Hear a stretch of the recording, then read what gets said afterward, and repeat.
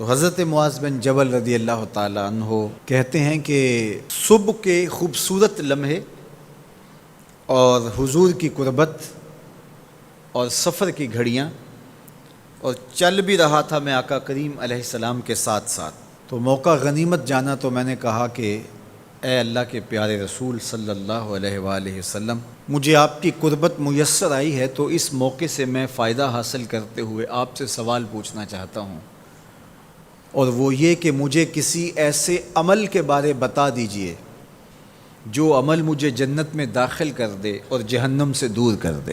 تو حضور علیہ السلام نے اس سوال پر ان کی تحسین فرمایا تو نے بہت بڑا سوال کیا ہے، اس کا جو جواب ہے کہ جنت نصیب ہو اور مجھے جہنم سے نجات ملے تو یہ اتنا آسان کام نہیں ہے، یہ بڑا مشکل کام ہے، لیکن جس پر اللہ آسان کر دے اس کے لیے مشکل نہیں ہے۔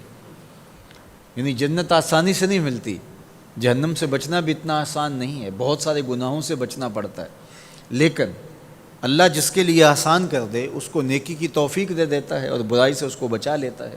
اگر تو چاہے کہ جنت میں جائے اور جہنم سے نجات ملے تو تمہیں اللہ پر ایمان بھی لانا پڑے گا، اور ایسا ایمان جس میں شرک کی آمیزش تک نہ ہو، اسی کی عبادت تیری زندگی کا مقصود ہو، اور نماز بھی ادا کرنا ہوگی، زکوٰۃ بھی دینا ہوگی، روزے بھی رکھنے پڑیں گے، اور تجھے حج بھی کرنا پڑے گا۔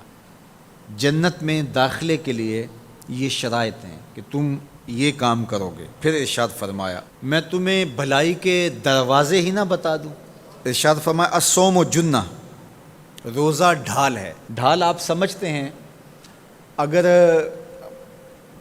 آپ لوگوں نے ڈھال نہیں دیکھی ہوئی تو آج کے زمانے کے اندر تو سب لوگوں نے جو ہے وہ ڈھال دیکھ لی ہے، چونکہ اس وقت ترکی نے اس طرح سے اپنے کلچر کو اور اپنی تہذیب کو جدید ذرائع ابلاغ کے ذریعے لوگوں تک پہنچایا ہے کہ اب 800-700 سالہ پرانی چیزیں بھی ہمارے سامنے آ گئی ہیں، ورنہ ہم یہ باتیں کیا کرتے تھے تو لوگ ان باتوں کو سمجھا نہیں کرتے تھے، چونکہ اس کا کوئی نمونہ اور شکل موجود نہیں تھی۔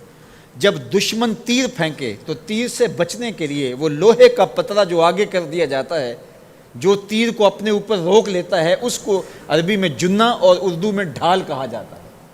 تو آقا کریم نے فرمایا روزہ ڈھال ہے، تو گویا جہنم کی آگ سے بچانے کے لیے جو ہے وہ روزہ کام دے گا۔ والصدقۃ تطفئ الخطیئۃ، یہ گناہوں کو مٹا ڈالتا ہے، جس طرح کہ آگ کو پانی بجھا ڈالتا ہے، تو اس طرح جب صدقہ دیا جاتا ہے تو جو گناہ ہوتے ہیں وہ ایسے مٹتے ہیں کہ لگتا ہے یہاں گناہ تھے ہی نہیں۔ آگے ارشاد فرمایا رات کے پیٹ میں نماز ادا کرنا، یعنی تہجد کی نماز ادا کرنا۔ پھر حضور علیہ الصلوۃ والسلام نے یہ آیت پڑھی تتجافی جنوبہم عن المضاجع، ان کی کروٹیں بستروں سے الگ رہتی ہیں، خوف اور طمع میں وہ اللہ کو پکارتے ہیں اور وہ رات کو جاگتے ہیں، ان کی کروٹیں بستروں سے الگ رہتی ہیں، حتی بلغ یعملون، یہ آیت پڑھتے ہوئے آخر تک حضور نے تلاوت فرمائی۔ تو فرمایا جس طرح صدقہ آگ کو بجھا دیتا ہے، اس طرح پچھلے پہر کی نماز، تہجد کے سجدے بھی اللہ جل شانہ کے غصے کو ختم کر دیتے ہیں اور جہنم کی آگ کو مٹا ڈالتے ہیں۔ پھر حضور نے ارشاد فرمایا کہ میں تمام امور کی جڑ نہ بتا دوں کیا ہے، جتنے بھی معاملے ہیں اس کی جڑ ہی نہ بتا دوں۔ میں نے جھولی پھیلا کے کہا حضور کیوں نہیں، خیرات ڈالیے۔ تو حضور نے ارشاد فرمایا راس الامر الاسلام، سارے امور کی جڑ اور بنیاد، سر اسلام ہے۔ اگر اسلام ہے تو عمل قابل قبول ہے، اور اگر اسلام ہی نہیں ہے تو پھر جتنے مرضی نیک عمل کرتے رہیں، جتنا مرضی پانی ڈالیں، جتنی مرضی کھاد ڈالیں، تو اگر جڑ ہی نیچے سے کٹی ہوئی ہے تو درخت ہو پائے گا؟ کبھی بھی نہیں ہو پائے گا۔ تو کہا جڑ اسلام ہے، اس لیے عقیدے کی صحت عمل کی قبولیت کی ضمانت ہے۔ تو تمام امور کی جڑ اور بنیاد اور سرا اسلام ہے، اور اس کا ستون نماز ہے۔ اور صحابہ نماز کے جس طرح پابند رخوگر تھے، تو وہ تاریخ کی روایات آپ دیکھ سکتے ہیں، آپ کو ایک صحابی بھی بے نماز نہیں ملے گا۔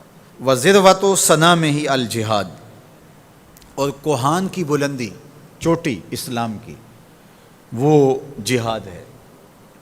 جہاد سے اسلام کو سربلند کیا جا سکتا ہے۔ اسلام کا چھٹا رکن ہے جہاد، اور ہمیں جہاد کی ترغیب بھی دی گئی اور قیامت تک یہ جہاد جاری بھی رہے گا اور کبھی بھی ختم ہونے کا نہیں ہے۔ ہاں اس کے اصول و ضوابط ہمیں دیے گئے، جہاد کے نام سے فساد فی الارض نہ کیا جائے، لیکن جہاد کا انکار اسلام کا انکار ہے۔ یہ اسلام کی چوٹی ہے، ذروۃ و سنام کہا گیا، یہ کوہان کی بلندی ہے۔ تو حضور علیہ السلام نے آخر میں فرمایا کہ میں تمہیں سارے معاملات کی جڑ ہی نہ بتا دوں، خلاصہ ہی نہ بیان کر دوں؟ قلت بلا یا نبی اللہ، میں نے کہا اے اللہ کے نبی کیوں نہیں؟ فاخذ بلسانہ، حضور نے اپنی مبارک زبان کو پکڑا، فقال، اور فرمایا، کف علیک ھذا، کہا اس کو روک لے، اس کو کنٹرول کر۔ تو کہتے ہیں میں نے کہا اے اللہ کے پیارے محبوب صلی اللہ علیہ وسلم، جو ہم باتیں کرتے ہیں اس سے بھی مواخذہ ہوگا؟ یعنی عمل پر تو پکڑ ہوگی، لیکن جو ہم زبان سے بات نکال دیتے ہیں تو کیا اس بات پر بھی مواخذہ ہوگا؟ تو حضور علیہ السلام نے ارشاد فرمایا کہ لوگ منہوں کے بل یا ٹھوڑیوں کے بل جہنم میں ڈالے جائیں گے، یہ ان کے بولے ہوئے بولوں کی وجہ سے ہوگا، ان کی زبان کی کمائی کی وجہ سے ہوگا۔